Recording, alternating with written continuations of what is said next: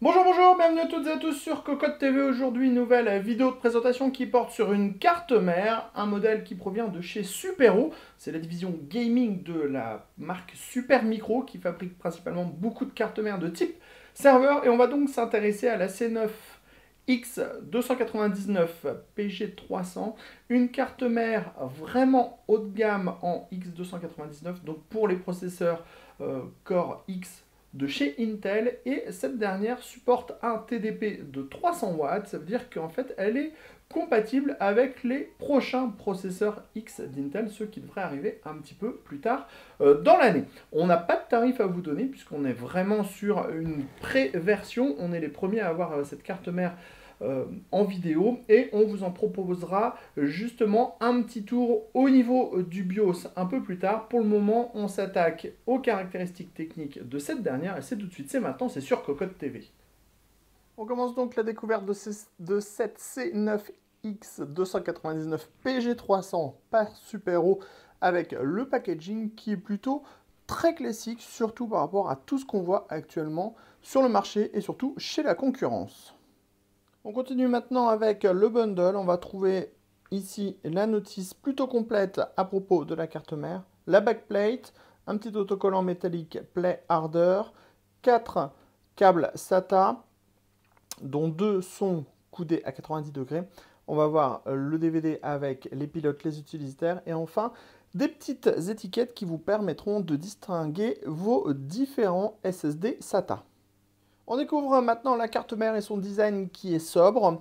On note qu'on a très peu de couleurs par rapport à la concurrence. On reste sur quelque chose qui est dans le même ton, à savoir avec du noir, du gris anthracite, du gris clair, un petit peu d'argent et du blanc. Après, au niveau du design technique, on est sur quelque chose de classique avec les ports DDR4 autour du socket 2066, les connecteurs à destination de la connectique pour le stockage, et enfin ici les connecteurs de type PCI Express pour les cartes graphiques, mais aussi les SSD en M2 dans une longueur de 2280 maximum. Alors, au niveau de ce pôle, on va retrouver ici un bloc qui va couvrir les différents ports de la carte mère. On y reviendra un peu plus tard. Ici, on a les 8 slots DDR4.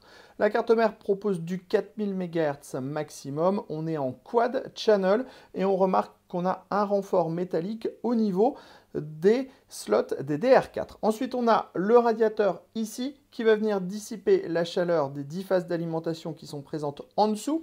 La connectique pourra se faire en dual 8 pins CPU. Il faut savoir que la carte mère, pour le moment, propose, et c'est une première, la prise en charge des processeurs avec un TDP maximum de 300 watts. On est donc plus haut que la normale. Normalement, cette carte mère sera fonctionnelle avec la prochaine génération de processeurs X d'Intel. On ne sait pas du tout quand ces derniers vont sortir. Ensuite, on continue ici avec le 24 broches ATX pour alimenter la carte mère. On a ensuite un USB 3.1 ici. On va avoir 6 connecteurs SATA. On a 2 connecteurs U2. Ici, on a tous les différents connecteurs pour, par exemple, l'USB 3.0 normal, le Power On, le Reset. On a le Debuglet qui s'affiche également. On va également avoir le Reset et les boutons de démarrage. Ensuite, viennent ici les différents slots PCI Express 16X qui sont également renforcés. On en a 4, on le sait, la gestion des lignes PCI Express dépendra du processeur que vous avez. Sachez que les 4 sont physiquement en 16X. Sous ces deux petites barrettes en aluminium qui viennent se prolonger depuis le radiateur qui s'occupe du chipset, on retrouve deux M2, deux slots M2 PCI Express 4X, 32 gigabits par seconde. Ici, dans la partie avant, on a un petit détourage qui va venir isoler en fait la partie audio de la carte mère. On passe maintenant au panneau arrière pour découvrir un PS2, deux USB 2.0, deux USB 3.0, deux USB 3.1, un connecteur 10 gigabits Ethernet, donc qui ira 2 fois plus vite qu'un port gigabit, puisque c'est un 10 gigabits. À côté, on va retrouver le port gigabit classique. Vient juste en dessous de nouveau des USB 3.1 avec du type A, du type C. Enfin, on va avoir l'audio avec une sortie optique et le tout avec gestion en 7 points HD audio avec une puce ALC 1220.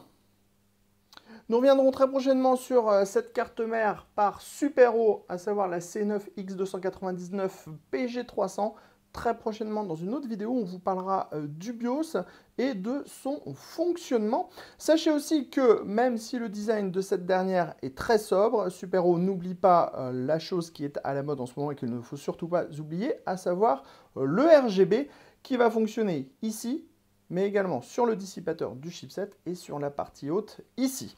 Impossible de vous donner un tarif pour le moment car cette carte mère n'est pas encore disponible en France. Elle n'est d'ailleurs pas encore vraiment disponible à l'étranger non plus puisqu'elle vient juste d'être annoncée et qu'elle se destine plutôt à la prochaine génération de processeurs X Intel, comme on vous le disait en début de vidéo. Sur ce, on vous dit à très bientôt sur cocotland.com pour toutes nos news et tous nos articles et sur notre channel Cocotland sur YouTube pour toutes nos vidéos. À bientôt!